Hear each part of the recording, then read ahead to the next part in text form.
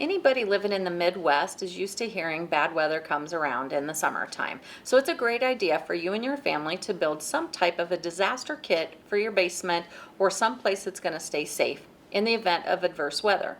Some of the things to remember to put in that kit is non-perishable food, something that's going to keep, and some fresh water. It's a good idea to change those items out every spring when that weather rolls around to make sure we've got fresh items.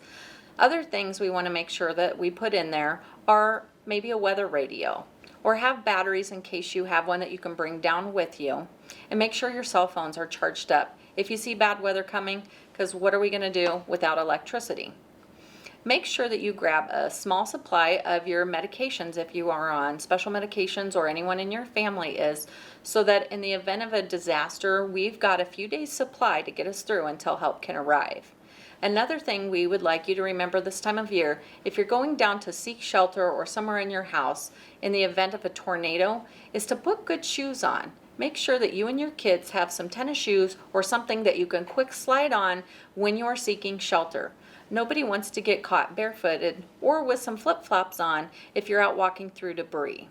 And lastly, something most people don't think about, but if you've got bike helmets in your home that fit you and your family, maybe grab those bike helmets and take them down to shelter with you. If you put them on during the event of a storm or something that would cause debris to fly, that's going to protect your head.